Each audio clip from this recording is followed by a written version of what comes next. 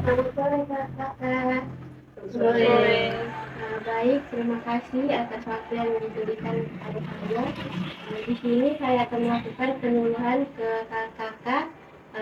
Di sini saya membawakan materi tentang abstraksi pada gigi. Mungkin kakak ada yang tahu apa itu abstraksi? Belum. Belum.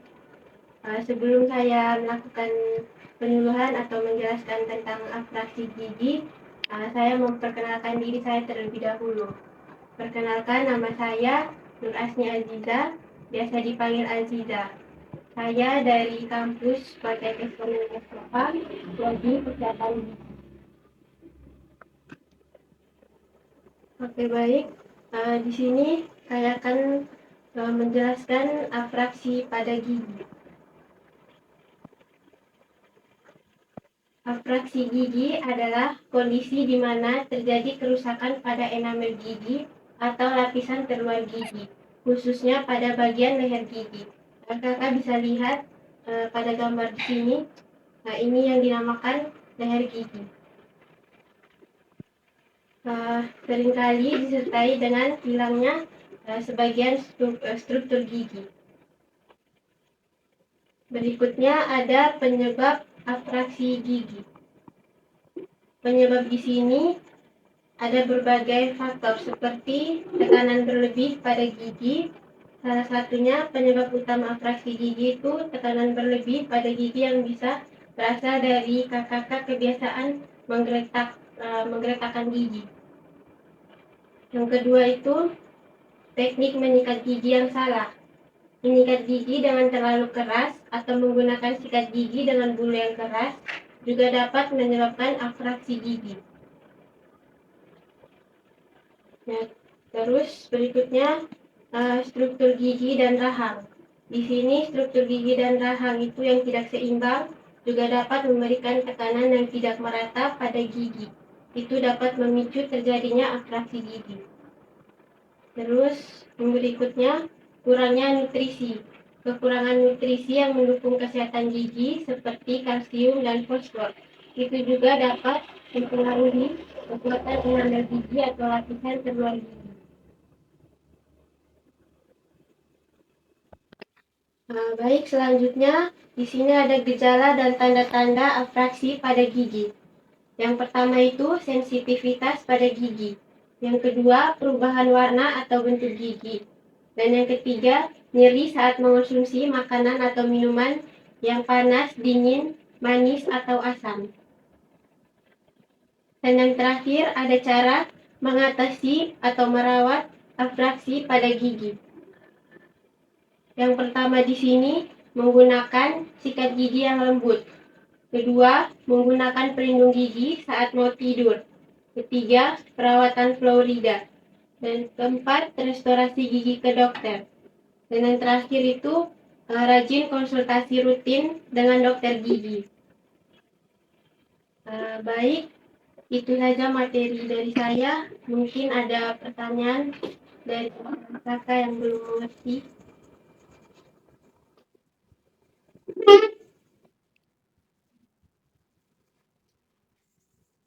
Baik, mungkin ada pertanyaan dari kakak yang ingin bertanya.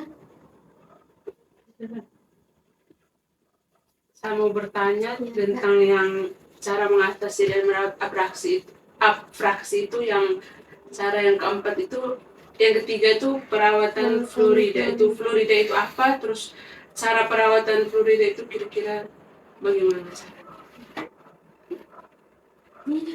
Ya. Oke, baik Kak. Jadi saya akan menjelaskan perawatan fluorida itu apa. Jadi perawatan fluorida itu biasanya dilakukan pada anak-anak kecil. Fungsinya itu untuk memperkuat lapisan terluar gigi atau permukaan gigi. Cara perawatannya itu dengan cara mengoles fluor pada permukaan gigi anak dengan indikasi gigi anak itu harus sehat. Jadi tidak boleh ada gigi yang rusak. karena gigi yang sudah rusak itu tidak bisa dilakukan pengolahan fluoride. Itu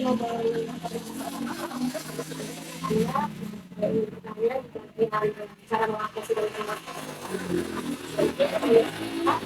atau eksplorasi gigi. Jadi sejujurnya saya belum paham, jadi saya ingin tanyakan eksplorasi itu seperti apa. Eksplorasi itu dalam bahasa apakah ada yang ingin bertanya lagi? Oh ya kakak, saya mau tanya di bagian cara mengatasi dan merawat atraksi gigi. Di poin yang keempat itu tentang restorasi gigi. Jadi yang saya ingin tanyakan itu restorasi gigi itu yang dimaksud itu seperti apa? Baik, restorasi gigi itu melakukan penambalan pada gigi yang rusak. Salah satunya itu pada gigi yang atraksi seperti ini.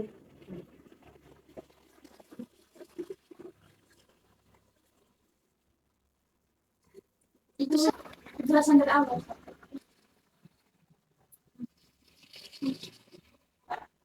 Restorasi itu melakukan penambalan pada gigi yang rusak, salah satunya itu pada atraksi gigi. Jadi kita harus melakukan penambalan pada gigi yang mengalami atraksi, karena itu mengganggu keestetikan pada gigi. Seperti itu. Ada lagi yang bertanya? Saya masih bingung. Terjadinya atraksi gigi itu dia terjadinya pada gigi atau pada gusi? Ya. Jadi atraksi itu terjadinya pada gigi, bukan pada gusi. Yang lebih tepatnya itu pada leher gigi. Leher gigi itu posisinya dekat gusi gitu? Iya.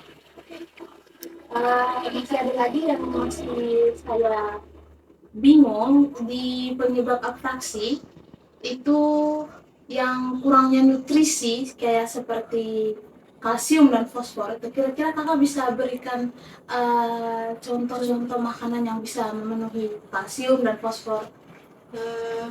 Contoh makanan yang mengandung kalsium dan fosfor itu seperti susu, kacang-kacangan, daging ayam, ikan, seafood. Oke, baik, terima kasih. Selanjutnya tentang mengenai struktur gigi yang tidak seimbang, bentuk rahang gigi itu kira-kira contoh kasusnya itu sebagai seperti apa, kakak bisa kakak jelaskan? Oke, baik.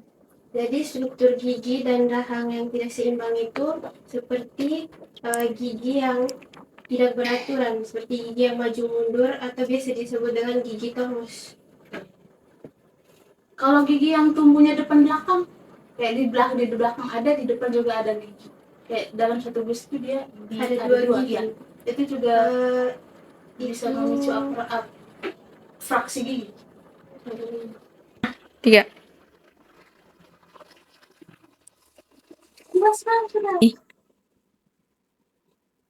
Kalau untuk gigi yang tumbuhnya depan belakang itu bagaimana kakak?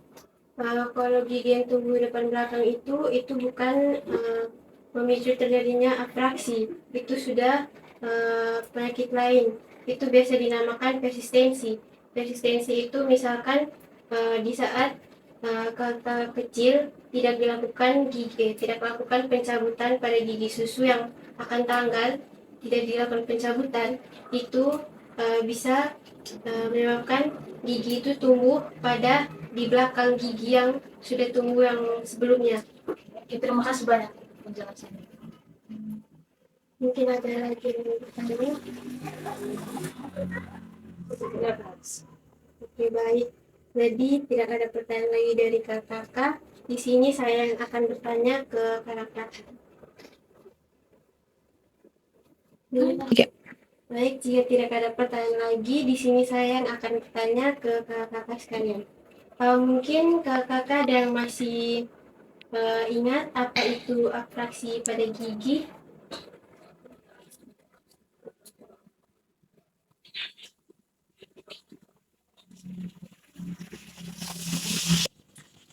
Dari yang saya amati dari gigi itu proses pemipisan gigi yang terjadi pada layar gigi. Yang di sini itu dari pekerja dengan menambah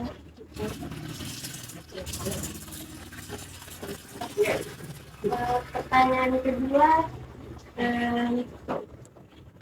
gejala dan tanda dari atraksi pada gigi.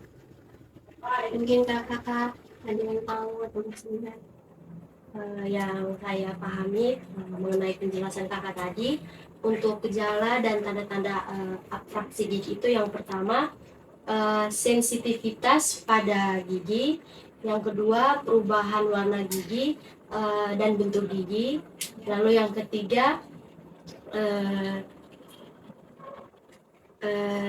nyeri saat mengonsumsi makanan atau minuman yang panas, dingin, manis, dan asam. Ini betul. Jawaban dari kakak itu semuanya benar. Selanjutnya, di sini saya akan bertanya lagi penyebab atraksi. Apa saja penyebab dari atraksi gigi? Mungkin dari saya yang saya tangkap dari penjelasan itu, yang pertama tadi karena tekanan berlebihan itu karena keseringan menggertak gigi. Terus ada sikat gigi yang salah, cara sikat gigi dan juga penggunaan sikat gigi yang dulu sikatnya terlalu keras, yang tidak lembut.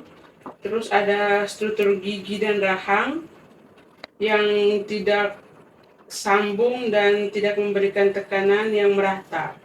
Terus ada kekurangan nutrisi yang mendukung kesehatan gigi, itu misalnya kalsium, yang tadi misalnya susu, kacang-kacangan, seafood, terus fosfor juga, sehingga bisa menyebabkan, mungkin itu saja. Dan pertanyaan yang terakhir, bagaimana cara mengatasi dan merawat atraksi gigi? Seperti gejala atau penyebab dari atraksi itu sendiri, cara mengatasi atraksi pada gigi itu misalnya kami menggunakan sikat gigi yang lembut, lalu saat tidur itu menggunakan pelindung gigi, lalu seperti yang kakak jelaskan itu konsultasi ke dokter untuk penambalan gigi, lalu dengan melakukan perawatan fluorida. Jadi jawaban dari kakak itu semuanya benar. Terima kasih sudah menjawab pertanyaan dari saya. Itu saja. Ya. Oke, baik, itu saja pertanyaan dari saya untuk kakak.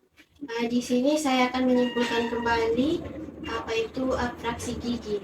Atraksi gigi itu adalah pengikisan yang terjadi pada gigi, khususnya pada daerah leher gigi. Penyebabnya itu tuh terjadi karena menggunakan sikat gigi yang salah, mengikat gigi juga yang salah, terus tekanan berlebih pada gigi, misalkan pada saat kakak menggunakan gigi.